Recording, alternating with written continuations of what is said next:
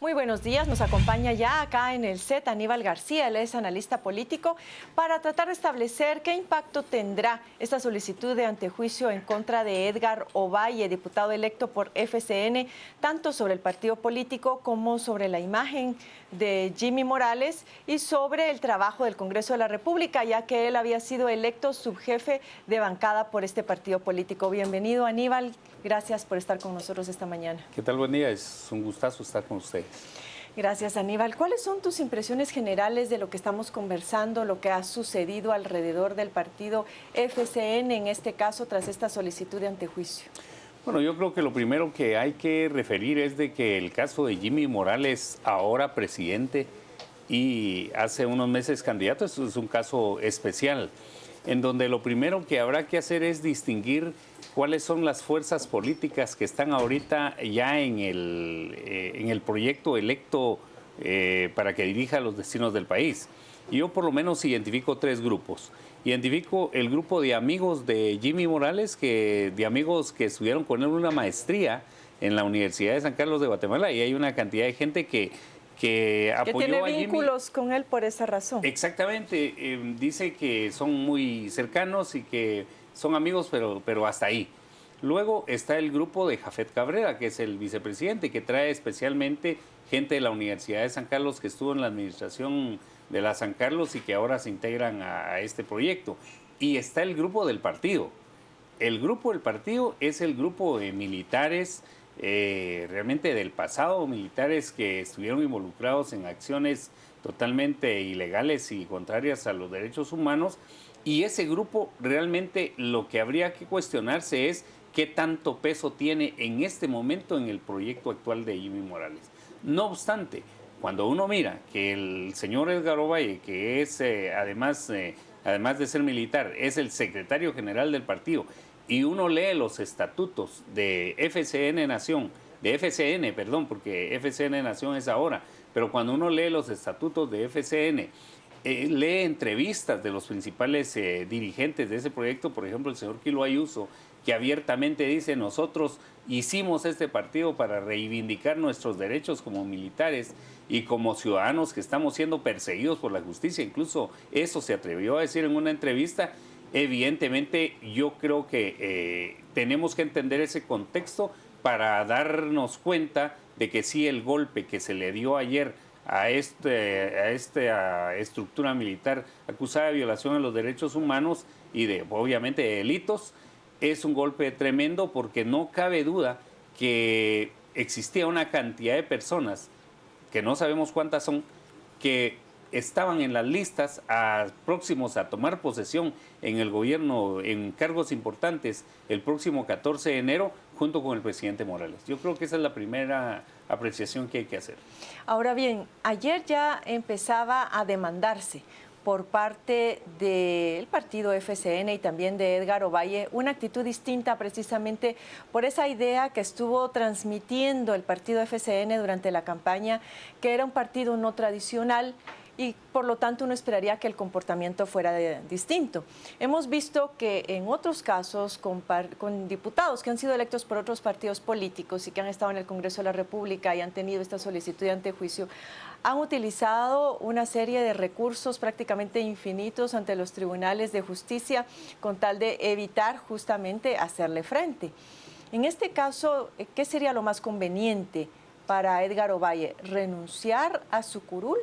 ¿O qué efecto tendría si él acude a las mismas estrategias?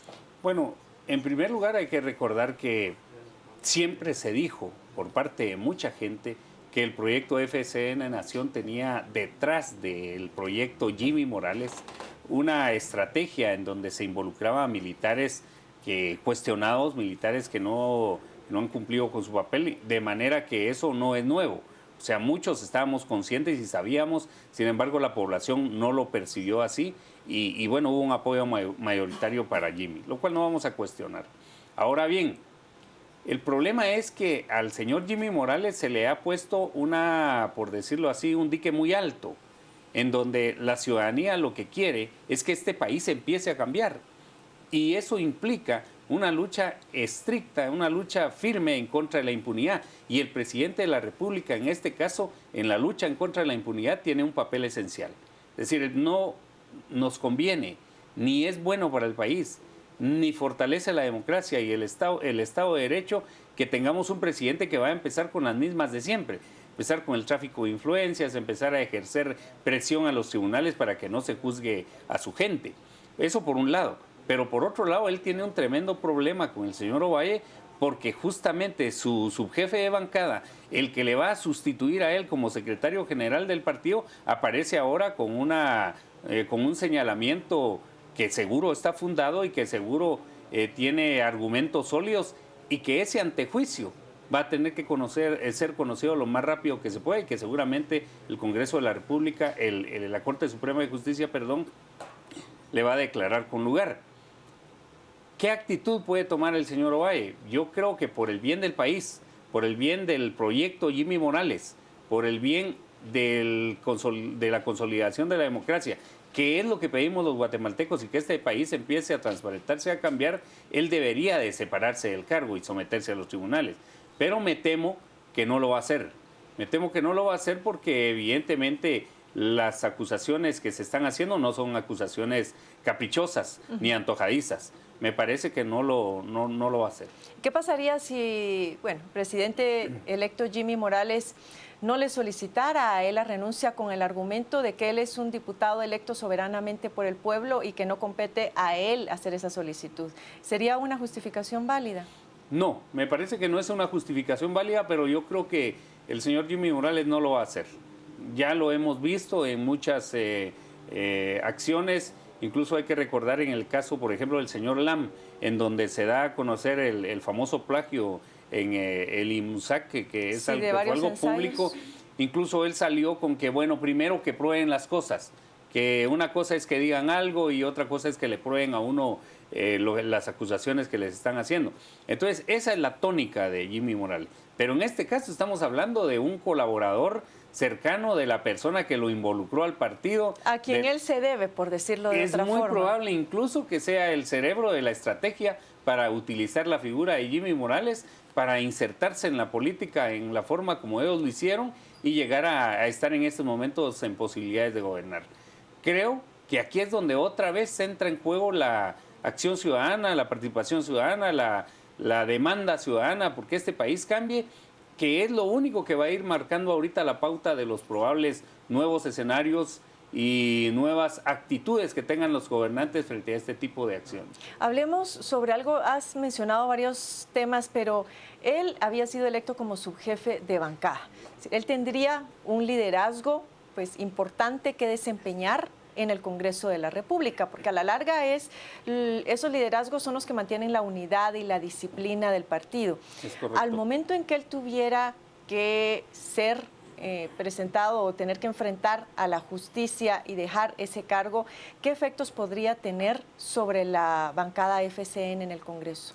La bancada FCN en Nación tiene una característica que es peligrosa para ellos como bancada, y es que ahí solo hay alguien que fue diputado anteriormente, y es el señor, en este caso Hernández, ahorita no me recuerdo, pero es el papá del Javier Hernández, que es el padre del que es el jefe de bancada.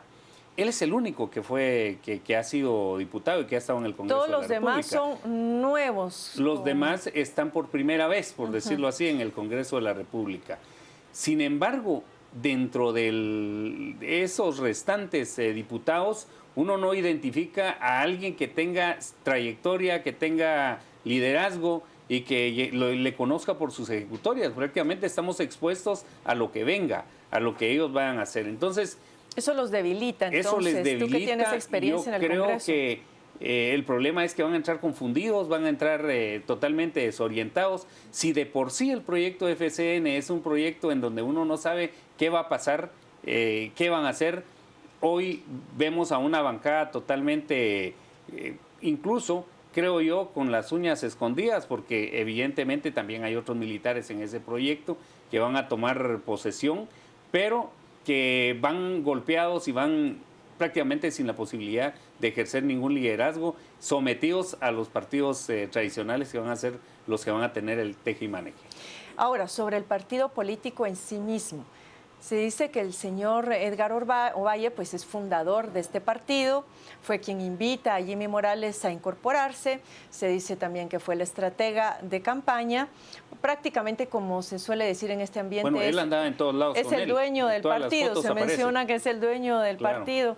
¿Qué efectos tendría sobre el partido político el hecho de que él ya no pudiera asumir esa Secretaría General? ¿Convendría también en este caso hacerse a un lado para que otra persona asuma la Secretaría General del partido? Y si él no lo hace, ¿qué efectos tendría esto? Sí, yo lo que veo con FCN Nación es de que ese es un proyecto de militares duros a donde se incorporan algunos civiles, pero no se involucran al partido, sino que se involucran al proyecto Jimmy Morales. Estoy totalmente seguro que la gente que va con Jafet Cabrera y la gente de la maestría de él no son gente de partido. Entonces, ahí tenemos un partido totalmente débil, incluso una cuestión inédita. Cuando dices no son gente del partido, es que únicamente tienen la función de acompañarlo, posiblemente, de ser solidarios con él. Ellos están en el proyecto Jimmy Morales, pero no están en el proyecto FCN. Entonces, el partido FCN, y creo yo que va a ser un hecho inédito, va a pesar muy poco como partido. Incluso creo que no tiene la mínima posibilidad de continuidad. Es un partido que empieza en cero en cuanto a las expectativas de continuidad, porque ni hay liderazgos adentro del partido y porque todos son y están vinculados con esa vieja guardia militar que es tan cuestionada en el país. Entonces, como partido, creo yo que el señor Ovalle bien haría por retirarse, pero lo que vamos a tener en sustitución del señor Ovalle va a ser más militares. Entonces, yo creo que esto es la muestra de lo que siempre hemos dicho. Francamente, en Guatemala el modelo electoral, el sistema electoral y de partidos políticos es un sistema fallido, donde deben haber cambios profundos. Esto debe ser transparente, debe ser público y fundamentalmente tener mucho cuidado con el tema del financiamiento de las campañas y cómo se hacen las campañas políticas y cómo se elige a una persona. Aunque aquí este partido se jactó de que era el que había utilizado menos dinero en la campaña política y de hecho los números y las finanzas mostradas por el Tribunal Supremo Electoral daban cuenta de ello.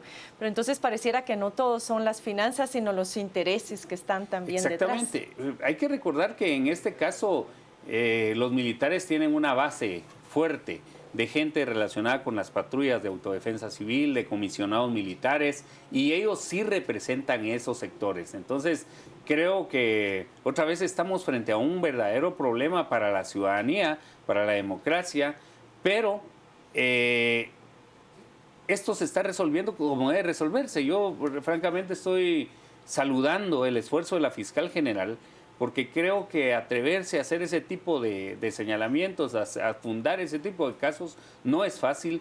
Creo que su trabajo es ejemplar y nos invita a fortalecer lo que debemos fortalecer, que se llama Estado de Derecho. Aquí todos los que cometan delitos deben responder por sus hechos, sean de izquierda, sean de derecha, sean de lo que sea. La gente debe entender eso, la ley debe prevalecer, de manera que el imperio de la ley sea lo que vaya marcando la ruta de lo que es este país, pero sí abrir los ojos en cuanto a qué es lo que va a pasar, porque mal haría el señor Jimmy Morales de que si ya tenía una nómina de esta gente cuestionada para ser incluida en su gabinete o en cargos medios, cometa el error de seguirlos poniendo y que no escuche el clamor ciudadano, que el clamor ciudadano definitivamente está con la democracia y está con la transparencia. Tenemos gran participación en redes sociales y Paola Hurtado está lista para dar lectura a algunos de los comentarios. Adelante, Paola. Carmen, Aníbal, la pregunta era: ¿qué repercusiones tendrá para el gobierno de Jimmy Morales la solicitud de antejuicio para Edgar Ovalle? Más la balanza se inclina hacia comentarios que prevén que no va a ocurrir nada o las repercusiones van a ser mínimas. Por ejemplo, Alex Jr. dice que obviamente mancha la imagen del partido, pero no quiere decir que ese diputado o por él todo el futuro del gobierno vaya a ser corrupto. José Morente, nada cambiará, será lo mismo, de atraso social, dice. 500 años, supongo que quiso decir ahí. Adriana Rodríguez opina: solo por una persona del partido que sea corrupta, algo que no se ha comprobado, no quiere decir que los demás lo sean es mejor pedirle a Dios porque este gobierno sea diferente y le dé sabiduría al presidente, porque justicia al parecer no hay. Inmer Ortiz, el presidente electo debió hacer una auditoría antes de cualquier cosa. Hugo Argueta, ninguna repercusión. Lo que importa son las instituciones al servicio del pueblo. Daniel Tórtola, por un diputado, no lo creo. Canal sensacionalista, las consecuencias de la decisión en las elecciones serán graves, pero no por una persecución exmilitares. Son algunos de los comentarios. Hay quienes que sí tienen previsto que podía tener alguna repercusión, pero otros opinaban, por ejemplo, que Jimmy Morales debería pedirle o entregar, usan esa palabra, a Edgar Ovalle para que él enfrente el proceso y el gobierno siga su curso. Regreso con ustedes. Muchas gracias, Paola. Aníbal, ¿cómo interpretar esa cuota de tolerancia que se puede percibir ahora en los tweets y que no deja de sorprender, porque la ciudadanía había venido siendo muy beligerante, diciendo no más a la corrupción, queremos una forma distinta de hacer política, queremos gente proba, queremos gente honesta, y hoy encontramos dentro de los comentarios personas que dicen no se puede juzgar a un partido político, al desempeño de ese partido, solamente por una persona. ¿Qué impresión te da esto? Bueno, la verdad es de que yo creo que hay una doble moral en la sociedad guatemalteca, especialmente en la clase media, debo decirlo con toda contundencia, que medimos a unos de una forma y medimos a otros de otra forma. Y hay también una tergiversación de lo que es el Estado de Derecho, porque a veces cuando se aplica el Estado de Derecho pero nos afecta, entonces nosotros decimos no, mejor que no haya Estado de Derecho. Cuando el Estado de Derecho es Estado de Derecho. Fortalezcámoslo, claro, hay que respetarlo. Cuando Estado de Derecho es no. Estado de Derecho y debemos entenderlo, es imperio de la ley. Eso lo dice la Constitución, pero además es la norma básica en cualquier sociedad democrática. Yo creo que por ese lado está. Y por el otro lado... Y que explicaría también el por qué tanto aplauso y tanto reconocimiento al trabajo de la fiscal Telma Aldana, y a partir de ayer se empezó a hablar de parcialidad de la justicia. Sí, esto es algo, digamos, incomprensible, pero hay algo también que creo yo que en el fondo deja mucho que desear, y es la posición de muchos guatemaltecos que todavía no superan esa etapa del conflicto armado interno. Creo que hace mal que la gente de izquierda se ponga a aplaudir y casi que haga romerías de aquí a Esquipulas también, hincados. Creo que no es esa la actitud para enfrentar este momento histórico que estamos viviendo, pero tampoco es la actitud correcta la de gente que ahora sí se pone a tolerar, ahora sí consiente, ahora sí avala. Dice, no importa si solo fueron unos asesinatos. Entonces me parece que esas actitudes nos demuestran algo. Aquí la gente que debe ponerse a discutir, que debe empezar a construir este país, es la gente que quiere construir la democracia, la gente que quiere construir una república, la gente que quiere construir una sociedad transparente. Esa es la gente que debe hablarse. Yo espero que la juventud no piense de esa forma, sino que superemos esto, porque definitivamente si no dejamos que el Estado de Derecho funcione y se consolide, no vamos a ningún lado. Pero creo que además de eso también hay algo que hay que entender. El fenómeno Jimmy Morales es un fenómeno clase mediero, también urbano, que aquí es donde empieza su fuerza, y creo que están protegiendo a su héroe eventual, porque al final de cuentas también la talanquera que se le pone a Jimmy es muy alta, pero hoy se le pone otro peldaño que debe cumplir. Aquí, francamente, cada vez que se le sube la talanquera, existen más posibilidades de que el fracaso de Jimmy sea terrible. Pero por el bien del país, yo esperaría que el que entienda mejor la situación, el que se ponga a la altura de las circunstancias y que se dé cuenta que no le toca favorecer a nadie, porque él ya es presidente, ya el pueblo le dio el poder, es el señor Jimmy Morales. Creo que el reto es para él.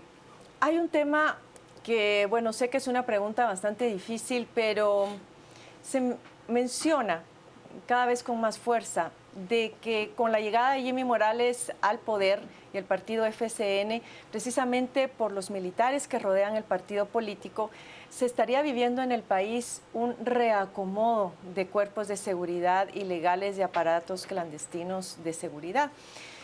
Y bueno, cuando uno escucha un nombre como el de Manuel Callejas y Callejas, a quien se le vincula con la cofradía, uno podría pensar, bueno, ¿quiénes estaban detrás del Partido Patriota, que es el partido que sale de manera tan desafortunada y estaba liderada en ese momento por el sindicato, aunque se decía que había Claro. cierto acuerdo todavía con la cofradía.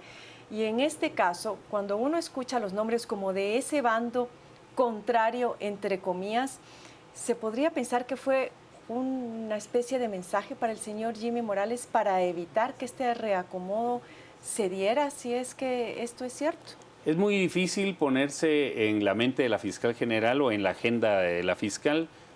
Creo que hay investigaciones que vienen de hace mucho tiempo. No, estas no son investigaciones de ayer. Eso hay que dejarlo claro. No obstante, yo sí creo de que de una u otra forma sí existe un subliminal mensaje para que el señor presidente de la República electo tome en cuenta de que existen personas, existen personajes, que no estoy hablando de la institución ni estoy descalificando al Ejército de Guatemala, yo por lo menos no lo hago. Creo en la institución y creo que hay que dignificarla. Sin embargo, el problema no es ese, el problema es que sí existe una tradición histórica, algo que no se puede negar en cuanto a la existencia de aparatos ilegales, gente involucrada con la corrupción en el propio Ejército de Guatemala. En este caso, el señor Callejas, que todo el mundo pues lo sabía, era algo vox populi. En ese sentido, creo que la justicia puede enviar un mensaje contundente al señor Jimmy Morales en cuanto a que esta vez los guatemaltecos queremos que las cosas se hagan bien. De cualquier forma, aunque no hubiese existido esta acción, el señor Jimmy Morales está obligado a respetar los parámetros éticos, ese famoso dicho que lo hizo tan famoso a él del ni corrupto ni ladrón. Creo que es un compromiso que él mismo se impuso, una gran cadena que se impuso al cuello con la que tiene que saber convivir y responderle a las expectativas que millones de ciudadanos vieron en él y que lo apoyaron. Tengo que irme ya en breves segundos, pero muy rápidamente, ¿tú crees que esto nos va a polarizar nuevamente como país y podríamos perder el terreno ganado luego de habernos unido tan fuertemente el año pasado en ese clamor y en esa lucha en contra de la corrupción?